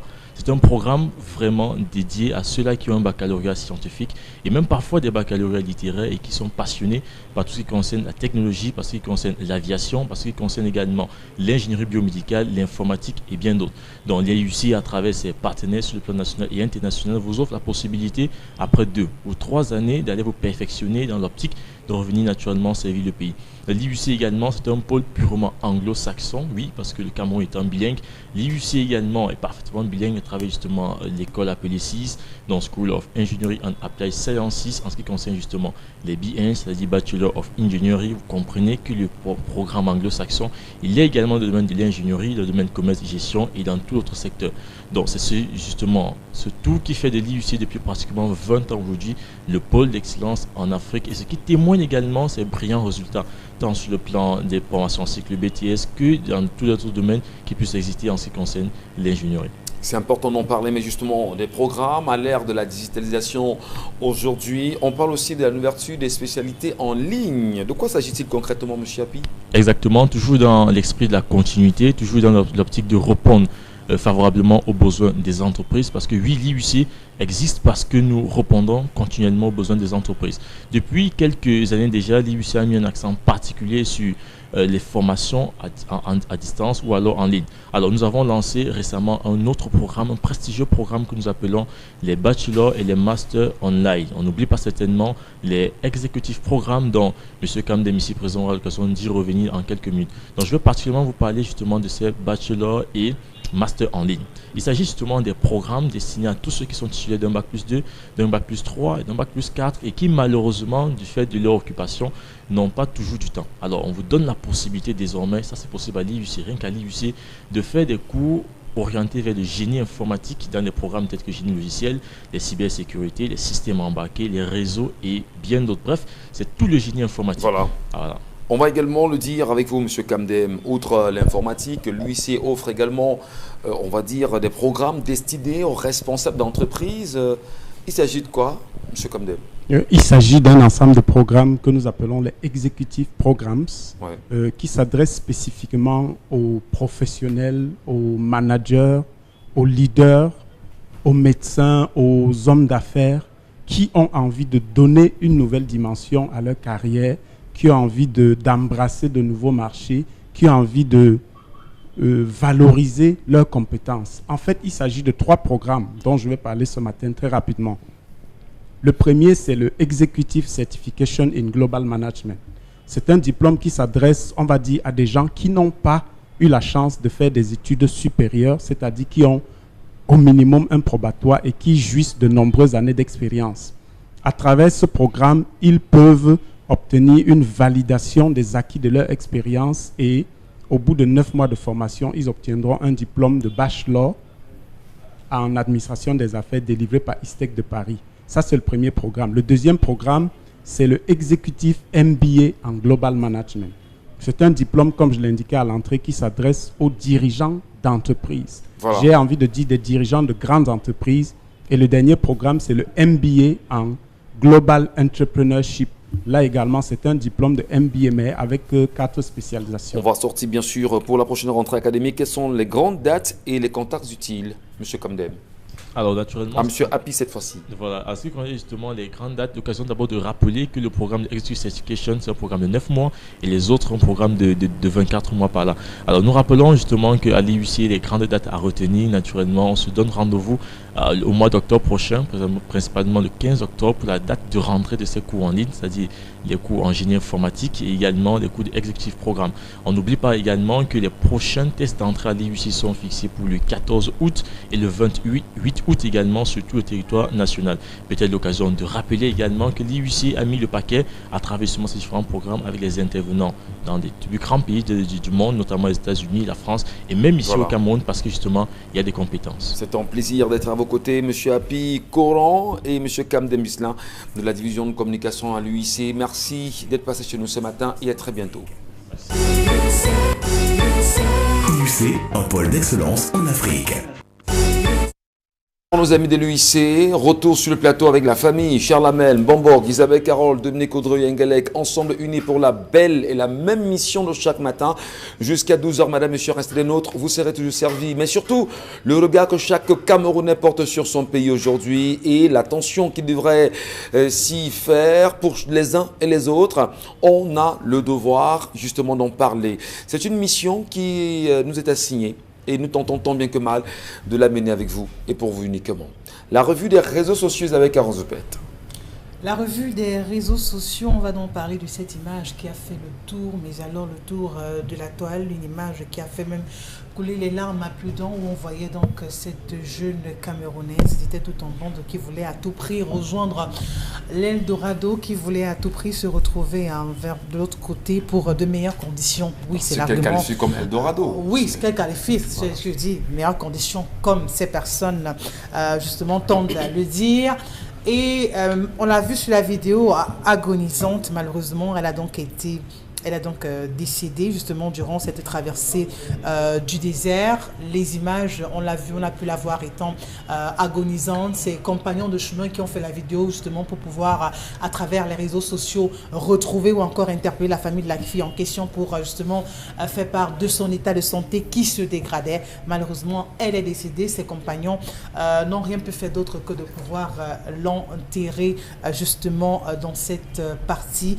Et que notre télévision a pu retrouver la famille de la victime. On a pu voir ses deux enfants, le dernier âgé de 5 ans et l'autre âgé d'un peu plus de 16 ans. Voilà. Et justement, il faut dire qu'elle avait un destin plutôt, ou encore une petite activité qui était plutôt envieuse, parce que de là à être bien évidemment coiffeuse et de ce côté de la cité des Palmiers et se retrouver aujourd'hui en train de prendre la route et de décider dans de telles conditions, on se pose bien des questions. Et ça fait bien évidemment, on parlait plus d'un sur les réseaux sociaux, Dominique Audrey, ce décès, cette mort tragique de cette Camerounaise-là remet quand même, on va dire, le compteur à zéro sur les réalités qui entourent aujourd'hui les volontés des uns des autres à partir, à quitter, à aller, coûte que vaille, à tout prix et à tous les prix, qu'importe, je vais dire, les méthodes et les risques en même temps qui vont avec. Vous avez semblé avoir eu un problème avec Eldorado, mais un pays dans lequel on ne peut pas se soigner aisément, où les enfants meurent parce qu'il n'y a pas de couveuse, où on boit dans des flaques d'eau, où on apprend, ou bien où on... comment on dit le mot pour dire qu'on va à l'école là? Bon, je veux dire que lorsqu'on étudie, étant assis sur les parpaings ou à même le sol, dans un établissement en terre battue sans toiture, forcément le pays des autres sera l'Eldorado, parce que par rapport à ce qu'on voit de l'autre côté, là-bas au moins, il y a le minimum vital qui est mis en place pour que les humains puissent avoir les commodités. Dans cette femme, malheureusement, elle n'est pas la première. Je ne crois pas, on ne devrait pas faire une fixette sur elle, parce que d'autres meurent certainement un peu plus tragiquement. Elle, au moins, elle a eu certainement la chance d'avoir ces gens qui ont pris la peine d'informer quand même sa famille. Si vous avez vu le reportage, sa mère est inconsolable. Son fils, le garçon, essaye de garder le moral. C'est un homme, mais sa mère ne sait même pas où donner de la tête, parce qu'elle n'en était pas à sa première tentative à expliquer son fils.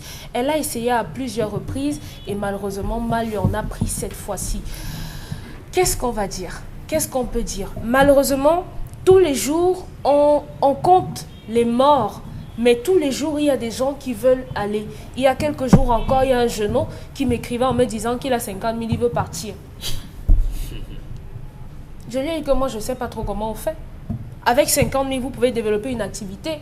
Avec 50 000, vous pouvez développer une activité qui va vous faire au moins manger 1000 francs par jour. C'est possible.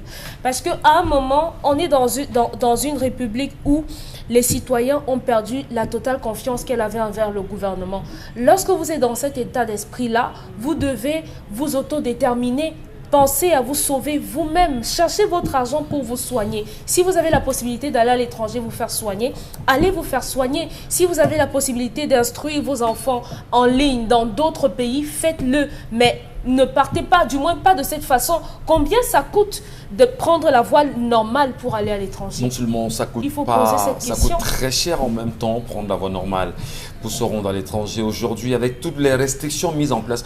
Mais il y a quand même une question à se poser. Elle a donné 1 million pour un faux, on lui a fait un faux passeport. Oui, elle vous dira justement, vous savez, pour sortir du pays, si vous voulez y aller en tant qu'immigré, vous connaissez bien les réalités. On vous dira, il faut avoir un compte bancaire fourni à tel montant, il faut justifier ce que vous irez faire là-bas, il faut déconseiller exactement quelle sera la durée de temps qu'on fera en Europe. Mais moi, je veux revenir sur un fait bon, Bengal. Honnêtement, cette histoire est passée et ça fait le tour des réseaux sociaux. On n'a pas entendu, je dis, on n'a même pas entendu le gouvernement camerounais se lever pour appeler aux Camerounais en leur disant, bah, écoutez, chers frères camerounais, c'est vrai, nous sommes tous conscients que c'est difficile ici, mais essayons ensemble de rester ici chez nous pour penser notre avenir ensemble. Ensemble. Non, le gouvernement ne peut pas le faire puisque les boursiers que le gouvernement a envoyés là-bas n'arrivent pas à leur donner. Et il y a eu des cas du Liban, des Émirats, le Koweït. Du Koweït. Le gouvernement a fait quoi? Non, ce qu'on devrait faire, c'est que l'histoire de l'humanité est faite de migration des populations. Nous tous, nous avons procédé aux migrations. Nos aïeux procédaient à des migrations. Mais la colonisation est venue nous mettre dans des enclos. On vous dit, limitez-vous aux frontières intangibles héritées de la colonisation. Ça limite donc des marchés. Pour le cas de l'Afrique centrale, nous avons 2 regroupements sous-régionaux. D'abord, la CEMAC avec 6 États et la CEAC avec 10 États.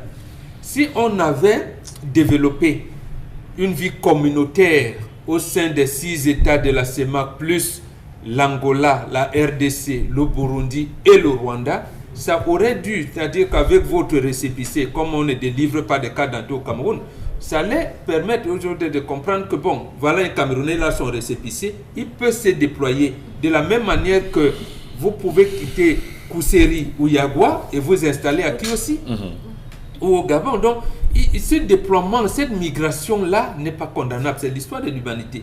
Donc, il y aurait donc un vaste marché où elle pense que les ongleries qu'elle fait ici, les nattes, peut-être, c'est plus productif au Gabon. Elle peut s'installer au Gabon. Si c'est plus rentable en RDC ou en Angola, elle peut, avec sa même carte d'identité qui lui permettait d'aller à Yaoundé et présenter au contrôle police. Donc, il y aurait eu un large marché où on peut, les Angolais allaient venir ici et vice-versa.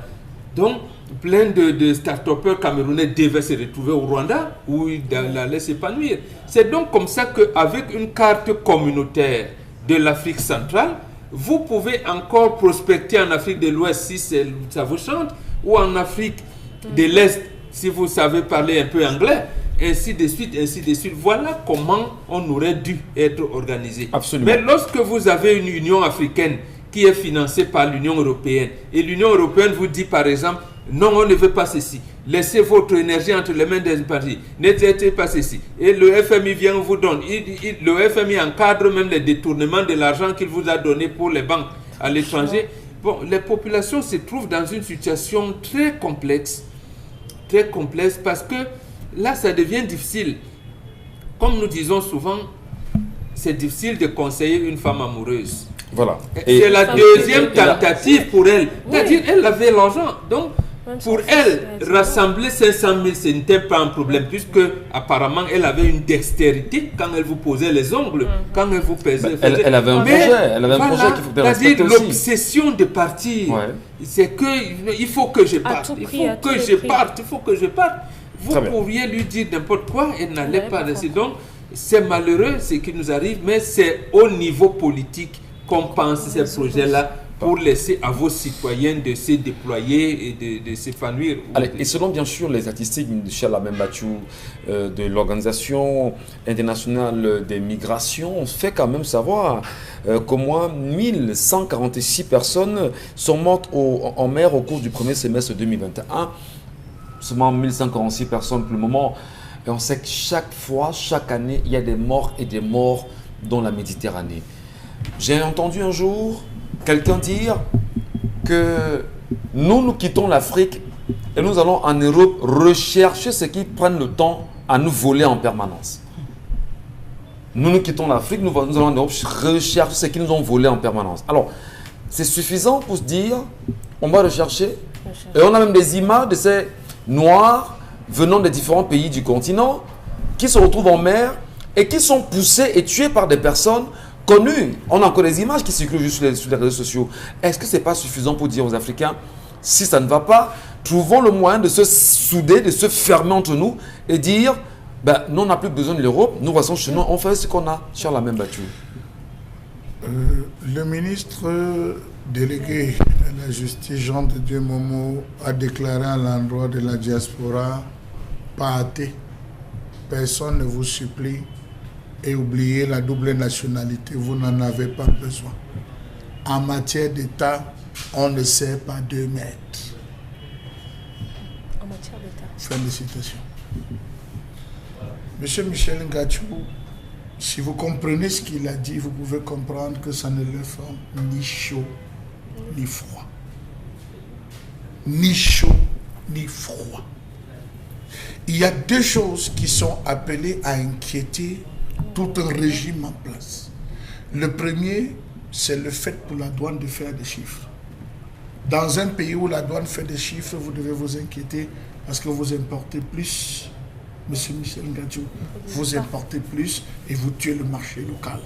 Vous nous avez dit ici là que les accords de partenariat nous ont fait perdre beaucoup de milliards. 30 milliards en 5 ans. Beaucoup de milliards, monsieur Michel Ngatsou, qu'on aurait dû gagner.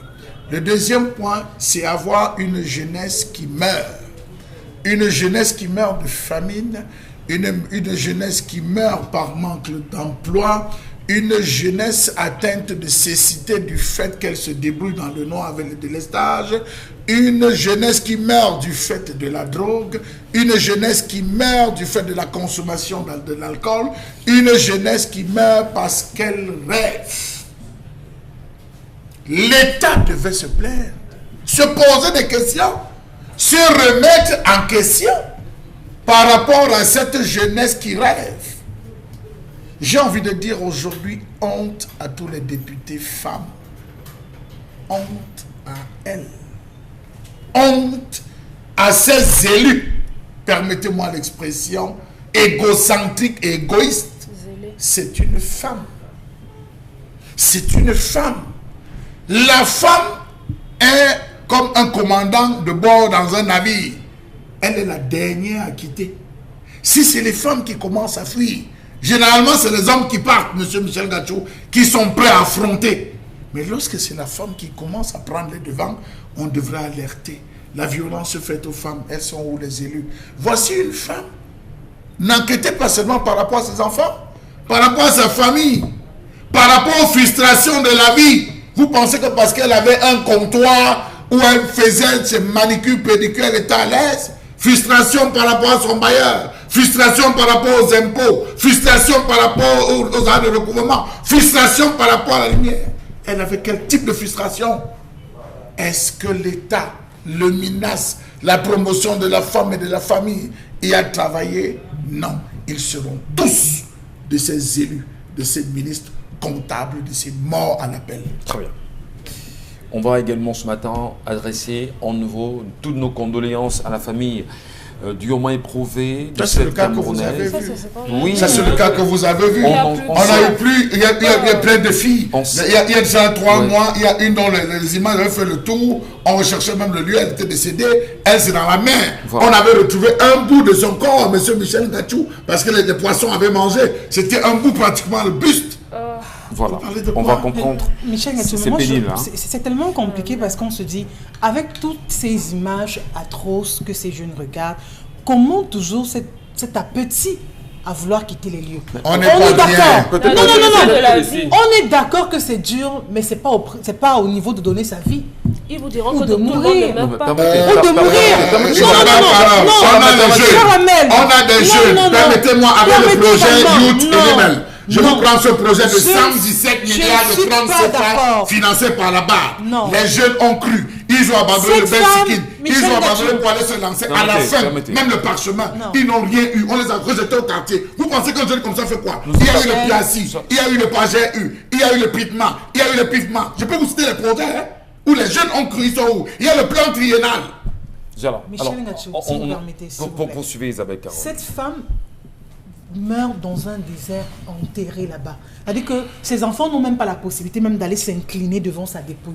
Et vous savez ce que ça fait de vivre ça toute une vie, de ne même pas voir la dépouille de votre mère, de votre soeur, de votre frère. Je dis c'est tellement dur, c'est tellement compliqué, on est d'accord. Mais si vous n'avez pas... Si vous n'avez pas la possibilité d'aller normalement comme il se doit, vraiment ne prenez pas ce chemin.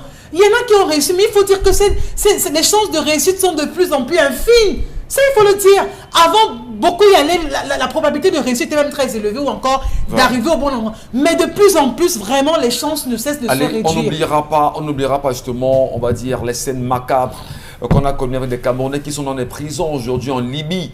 On ne connaît pas, on n'oublie pas ces Camerounais qui sont dans des prisons aujourd'hui en Algérie. On n'oublie pas ces Camerounais qui sont en prison aujourd'hui au Maroc en même temps et qui tentent de rallier, on va dire, l'Europe à travers ou à partir justement de la Méditerranée. Et c'est un risque énorme. On n'avait pas dit qu'il faut empêcher. On n'avait pas dit que pour empêcher. J'ai discuté avec Prudence, ces jeunes filles qui sortaient du Koweït. J'ai discuté avec plein de jeunes qui venaient en nous disant que on payait ces gars pour empêcher les Noirs de traverser via la Libye. On payait ces gars pour faire ça, histoire de décourager les Africains de pouvoir traverser par la mer. Mais maintenant, donc, monsieur Michel Gachou, que les politiques camerounais mettent sur pied, on met des bonnes politiques. Il ne manque pas l'argent au Cameroun. Vous nous parlez de 180 milliards, il y a l'argent au Cameroun. Combien vous pouvez payer le Cameroun? D'accord, Michel, combien de Camerounais vous voyez dehors?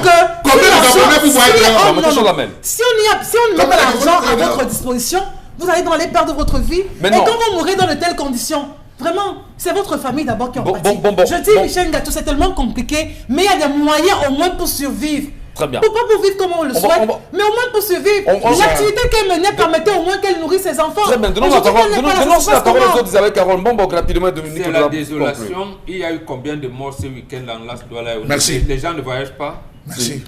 Alors, pourquoi non, mais quand même, justement, permettez Isabelle Caron. Mais chacun a son imaginaire propre. Chacun a ses aspirations. Allons-y, mourons. Mais justement, le problème, c'est les politiques publiques. Donc, on interpelle ici les chefs d'État pour avoir un marché assez large, au moins pour les 10 pays de la CEEAC. L'Union européenne est en train de se construire. Et quelquefois, même l'Union européenne vous dit qu'on ne veut pas construire avec les Arabes. Voilà. Donc c'est aux États de définir quelle est la politique d'avenir pour leur jeunesse. Merci Mbombengan. Dominique Audrey, justement, le sujet semble être très passionnant. Oui. Il faut quand même que l'on interpelle, c'est soit de l'État ou les Africains eux-mêmes aujourd'hui. Écoutez, tous les jours on interpelle l'État. Tous les jours, on interpelle l'État. L'État n'est pas à même de nous donner de l'eau à boire. L'État ne nous donne pas d'électricité. On ne peut même pas se soigner. N'attendez rien de cet État-là. Prenez-vous en charge et ne partez pas de cette façon-là.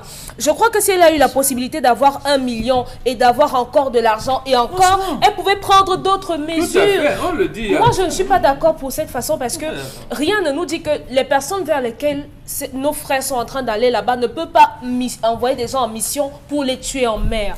Peut-être ça se fait intentionnellement. Il y a des images. On ne peut donc pas. Je peux vous la donner là tout de suite.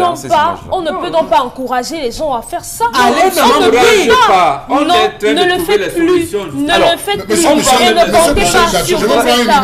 Je vous prends une image.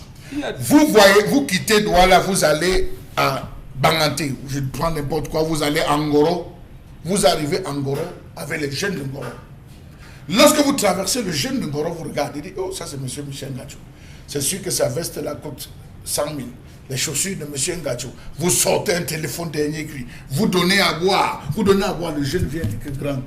Or, avec son Jansan qui fait Ngoro, il parvient à sortir 5, 6, 7 sacs. Mais il a l'impression que vous qui êtes à Douala, vous vivez mieux que lui. Qu'est-ce qu'il fait? Il se bat, il achète sa moto, il attend les prochaines, il prend sa moto, il abandonne le champ, il bâche sur le coaster, il vient vous retrouver, vous appelle, vous dit que je suis à Douala.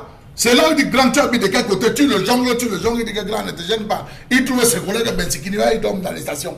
Je suis en train de faire un travail avec eux, ou plein de gars, nous sommes d'accord. Il vient dormir. Le gars dit, moi aussi, je vais rentrer vivre au village. Conséquence, tout le monde fuit, on vient à Douala. C'est pareil pour l'Europe. Merci. N'empêchez pas les gens de rêver. Les gens ont merci, et ils sont prêts à tout pointer. Merci. Je vous en prie. On doit empêcher en permettant à ces jeunes à pouvoir travailler, à avoir un travail décent. Et il faut qu'on se le dise. On se le dit. On ne peut pas comprendre. J'aime à le dire encore aux Camerounais, aux frères, que lorsqu'on regarde la période de l'esclavage, on est passé à une étape qui était encore le colonialisme, si on va le dire ainsi, et le néocolonialisme aujourd'hui. L'Europe fait tout pour ne pas permettre aux Africains d'aller en Europe. en réalité. Mais ce qui est curieux, ce sont les mêmes Européens qui font tout pour appauvrir les Africains aujourd'hui. Et ce qui est curieux en même temps, les mêmes Européens, comme c'est le cas au Cameroun, avec la France, a choisi de laisser à la tête du Cameroun un sous-préfet français à la tête du Cameroun qui n'est là que pour des injonctions venant de la France. Donc, qu'est-ce qu'on peut faire si on ne dit pas aux Français que fermer nos temps les portes comme vous allez fermer la France. Bon, bon, là, d'ici, on ira même noircir la France en réalité. On ira même noircir la France en réalité. Ceux qui sont favoris, c'est clair. On ne peut pas laisser. On peut pas laisser aussi facilement. Il y a la légalité parce qu'aujourd'hui, on va vous imposer par exemple ce qu'on appelle le passeport sanitaire. Donc si on ne le dit pas de la faire légalement, on les envoie. Il y a des Camerounais qui ne veulent pas se vacciner. En même temps, il y a des Africains qui là-bas comprennent et vivent très mal. Alors, on ne peut pas comprendre que des gens aient choisi. Allez au Niger, voir ce que la France fait au Niger. Allez voir ce qu'ils font au Cameroun. Allez voir ce qu'ils font justement au Tchad, ainsi de suite, dans le Sahel. Vous trouvez ils ne permettent pas justement. Mais c'est incroyable quand même. Vous permettez que les filles fuient le Cameroun pour être des domestiques ailleurs. Parce qu'elles ont choisi ça. Parce qu'elles ont choisi. Non, mais sont sérieux. Merci beaucoup. Allez, on a mis un peu d'organe. On stoppe là. Concis la minute avec nous dans un instant. The next academy year is knocking at the door. Obtain your HND, Professional Bachelor, Master Degree in Banking and Finance, Secretarial Studies, Management and much more. ISPA vous offre une formation académique et professionnelle en cours de jour et soir dans les sous-systèmes francophones et anglophones. Obtenez le BTS, licence et master professionnel en gestion, spécialité, banque et finance, logistique et transport, génie informatique, génie civil, santé en soins infirmiers, sciences et techniques biomédicales, sage-femme. ISPA et à Yaoundé, Comcana, rue Face Immeuble Macabo. Contact 699 83 83 42. WhatsApp 661 16 19 10. Site web ispa-amandin.com. ISPA, notre savoir-faire à la construction du leadership de demain. Avec Concis Lamine à l'instant, et bien évidemment, 4 questions, oui, très évidentes. Concis, déjà, bonjour à vous.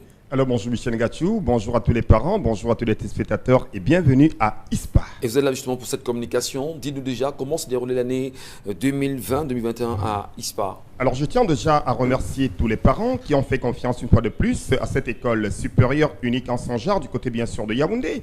Également je remercie également tous les étudiants qui sont partis du Gabon, de la Côte d'Ivoire, du Sénégal, du Cameroun et même du Tchad pour choisir en plein cœur de Yaoundé, en face de l'immeuble Macabo, au quartier Comtana, dites-nous comment c'est passé l'année universitaire ISPA. Alors comment s'est déroulée c'est-à-dire l'année académique 2020-2021? Elle s'est déroulée dans de très très bonnes conditions déjà. Les enseignants étaient vraiment de très très bonne qualité. L'enseignement y était et tout ce qui a été dit au courant de l'année académique a été maintenu et a été bien sûr respecté, notamment les stages académiques qu'on a donnés à tous les étudiants, à plus de 750 étudiants qui ont choisi les portes de ISPA pour l'année académique passée. Voilà donc pour ce qui est d'un petit bilan de l'année académique 2020-2021 du côté bien sûr de ISPA, voilà. Raison pour laquelle ce matin nous revenons pour lancer officiellement la campagne de l'Institut universitaire privé bilingue Les Armandans, qui, je rappelle, est situé en plein cœur de Yaoundé, au quartier Comcana, en face de l'immeuble Macabo. Alors, et on parle également des filières disponibles en ce moment là-bas. Il s'agit de quoi, Il faut rappeler que ISPA, c'est plusieurs filières de formation, des filières de formation à fort potentiel d'emploi, en cours du jour et cours du soir. Il faut également rappeler que ISPA, c'est 2 sections, la section anglophone et la section francophone.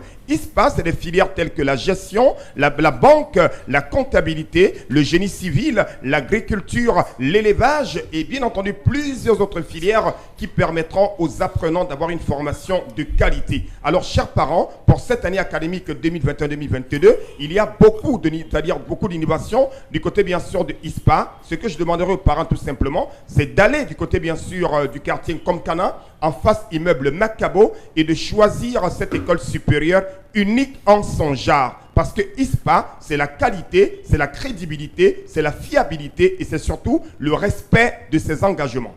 Et on poursuit, Concis Lamine, la particularité de ISPA, c'est quoi? Chers parents, je sais très bien qu'il y a des établissements supérieurs à Yaoundé. Il y a même il y a des établissements qui naissent tous les jours parce que de plus en plus, les gens ont compris que c'est de ce côté-là qu'il y a de l'argent. Mais il faut déjà rappeler que le fondateur de ISPA n'est pas un homme d'affaires. Ce n'est pas un commerçant, c'est un enseignant chevronné camerounais. il faut le rappeler déjà, c'est quelqu'un qui a l'amour de l'enseignement, raison pour laquelle il a mis sur pied depuis plusieurs années cette école supérieure qui présente plusieurs particularités. Déjà, le cadre est un cadre de rêve. Les salles de cours sont modernes. Les enseignants sont de très très bonne qualité. Et la grande particularité à ISPA, c'est que le coût de la formation est à la portée de tous les apprenants. Que ce soit les étudiants en cycle BTS, les étudiants en cycle licence, en cycle master, le coût de la formation est à la portée de tout un chacun. Alors je recommande bien entendu les parents de choisir cette école supérieure unique en son genre. Et votre mot de fin, Constille-Ami? Alors le mot de fin que je dirais aux parents ce matin, choisir une école supérieure c'est bien pour vos enfants, mais choisir l'institut universitaire privé Les Armandans c'est encore mieux. Et vous savez très bien que le concept Salaka n'associe pas son image derrière n'importe quoi. Ça fait plus de 5 ans que je suis le communicateur de cette école. Et cette année académique, je reviens encore pour informer les parents, pour attirer l'attention des parents, pour leur demander, pour leur recommander d'aller du côté de Yaoundé. Que vous soyez à Garoua, au Gabon, au Tchad, à Douala, l'école qui vous permettra d'avoir une formation de qualité, elle est celle qui est présentée par le concept Salaka ce matin à Equinox Télévision. Merci et bien des choses à tous les parents. Les numéros, vous les avez, appelés, renseignez-vous au maximum. Rendez-vous en Komkana, en face Immeuble Macabo. Vous avez sur place l'Institut universitaire supérieur bilingue Les Armandans. Next Academy year is knocking at the door. Obtain your HND, Professional Bachelor, Master Degree in Banking and Finance, Secretarial Studies, Management and much more. ISPA vous offre une formation académique et professionnelle en cours de jour et soir dans les sous-systèmes francophones et anglophones. Obtenez le BTS, licence et master professionnel en gestion, spécialité, banque et finance, logistique et transport, génie informatique, génie civil, santé en soins infirmiers, sciences et techniques biomédicales, sage-femme. ISPA et à Yaoundé, Komkana, rue Face Immeuble Macabo. Contact 699 83 83 42. WhatsApp 661 16 19 10. Site web ispa-amandin.com. ISPA, notre savoir-faire à la construction du leadership de demain. On se quitte bien sûr, madame, monsieur, avec une question évidente. Comment le Cameroun peut-il choisir de rejeter 300 médecins aujourd'hui sans dentiste et sans pharmacien? Et la raison que le Cameroun donne pour ne pas recruter ces promotions, bien sûr, qui vont de 1993 à 2020, c'est que les caisses de l'État sont vides. Et au même moment, on sait qu'un Camerounais a été nommé vice-recteur dans une université hors du Cameroun et que l'un des ministres de la République trouve très juste de revenir à ce dernier, viens rembourser ce que le Cameroun investit sur toi. C'est incroyable. Ce n'est qu'au Cameroun qu'on voit ça. À demain, 10h.